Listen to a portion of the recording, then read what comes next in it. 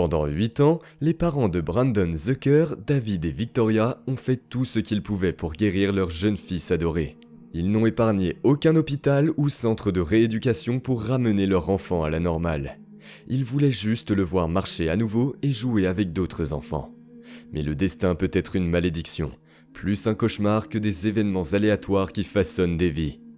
Le dimanche matin 27 janvier 2009, le père de Brandon, David Zucker, a trouvé son fils inconscient à leur domicile d'Anaheim et a appelé le 911. Sa mère s'est précipitée et l'a tenu jusqu'à l'arrivée de l'ambulance. Brandon a été transporté à l'hôpital Saint-Joseph, puis transféré à l'hôpital pour enfants d'Orange. Ses signes vitaux étaient trop faibles et son heure était venue de rejoindre les défunts. Il est mort le lendemain à 1h13 du matin, le lundi 28 janvier, dans les bras de sa mère.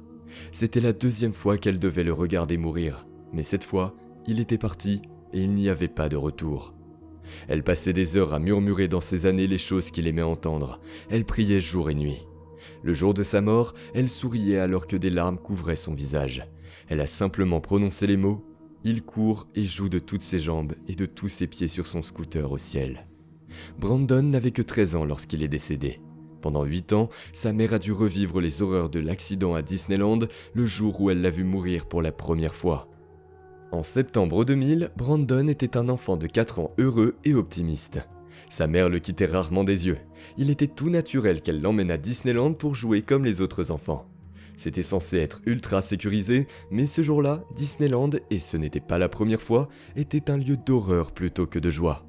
Le manège Roger Rabbit qui tourne était tout simplement irrésistible, et le préféré des petits-enfants. Sa mère a acheté le billet et a attendu son tour. Brandon était tout simplement impatient de monter dans le taxi du manège, conçu pour 2 personnes. Sa mère était assise à côté de lui, les barres de sécurité étaient censées être opérationnelles, et ils sont partis dans le terrier du lapin. 1 minute plus tard, l'enfer se déchaîne, et pour Brandon et sa famille, un cauchemar commence. Disneyland est un parc à thème massif à couper le souffle, situé à Anaheim, en Californie. Ouvert en 1955, il a été le premier parc à thème ouvert par la Walt Disney Company et le seul conçu et construit sous la supervision directe de la légende emblématique Walt Disney. Walt Disney avait initialement envisagé de construire une attraction touristique à côté de ses studios à Burbank pour divertir les fans qui souhaitaient les visiter. Cependant, il a rapidement estimé que le site proposé était trop petit. Il a donc acheté un site de 160 acres près d'Anaheim en 1953. La construction du parc à thème a rapidement commencé en 1954 et a ensuite ouvert ses portes le 17 juillet 1955. Depuis lors, il divertit les masses du monde entier. Il a également subi des expansions et plusieurs rénovations majeures, notamment l'ajout de New Orleans Square en 1966, Bear Country en 1972, Mickey's Toontown en 1993 et Star Wars Galaxy's Edge en 2019.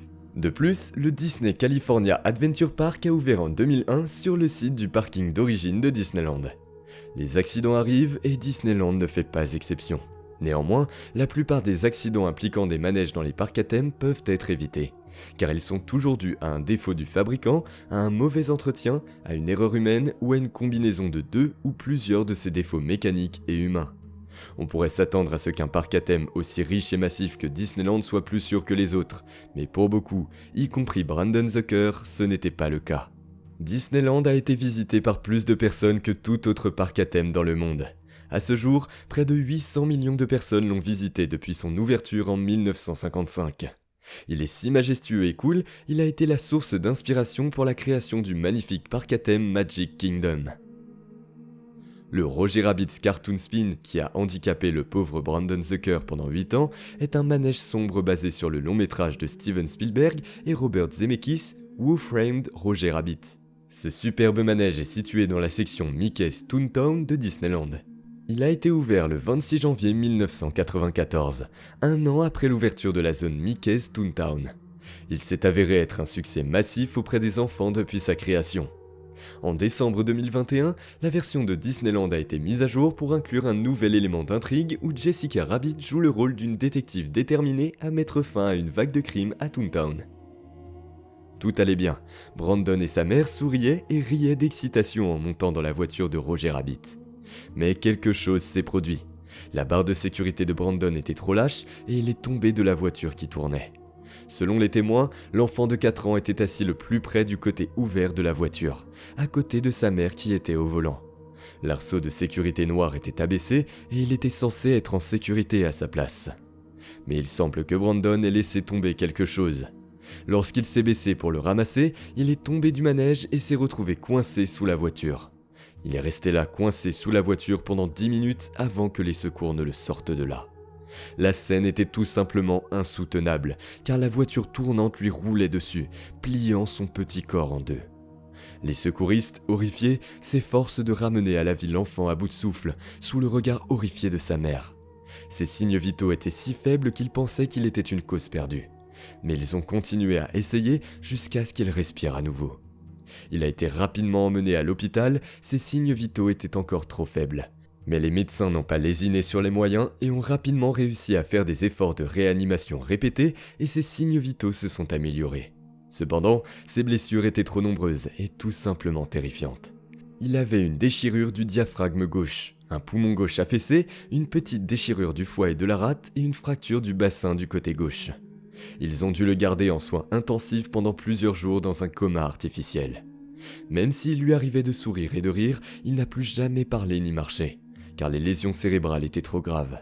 Il a rapidement été transféré dans un établissement de soins de longue durée, mais en décembre de la même année, il a été renvoyé au centre médical de l'UC Irvine en raison de complications, notamment un gonflement du cerveau. Pendant les 8 années suivantes, la vie de Brandon a été difficile. Ses blessures étaient trop graves et à l'âge de 13 ans, il est décédé après une longue bataille. L'accident n'est pas passé inaperçu auprès des autorités, et une nouvelle loi a rapidement été adoptée pour réglementer davantage les parcs d'attractions. L'accident a même marqué la première grande enquête menée par la Division de la Sécurité et de la Santé au Travail de l'État de Californie en vertu d'une loi régissant les parcs d'attractions. Cette nouvelle loi obligeait les parcs à signaler les blessures et accidents graves et donnait à l'État le pouvoir d'enquêter et d'ordonner des réparations, entre autres choses. L'État a déterminé que les employés de Disneyland n'ont pas chargé correctement Brandon dans le manège, le plus petit enfant étant le plus éloigné de l'entrée découpé, et n'ont pas abaissé complètement l'arceau de sécurité. Elle a également ordonné d'importantes modifications de la sécurité du manège, notamment la mise en place d'un dispositif de protection équipé de capteurs autour du bas de chaque voiture. Les enquêtes ont conclu qu'une cause probable était un arceau de sécurité qui avait mal fonctionné, et le fait que Brandon se trouvait près d'une ouverture dans la voiture. Le manège Roger Rabbit a été rouvert en juillet 2001, après que des modifications recommandées par l'État aient été apportées, notamment l'ajout de pare-chocs autour de chaque voiture pour éviter que quelque chose ne se coince en dessous. En juin 2002, Disney a également dévoilé des mesures de sécurité dans ses parcs à thème à l'échelle nationale et a nommé son premier responsable de la sécurité. La famille de Brandon a conclu un accord avec Disney environ 17 mois après l'accident, qui n'obligeait pas Disney à assumer la responsabilité. Les termes de l'accord n'ont pas été divulgués, mais ils garantissent que le jeune garçon recevra des soins médicaux pour le reste de sa vie. On peut se demander pourquoi Disneyland n'a pas mis en place de tels pare-chocs et capteurs préventifs avant. Une telle action aurait sauvé la vie de Brandon et lui aurait épargné 8 ans d'agonie et de douleur.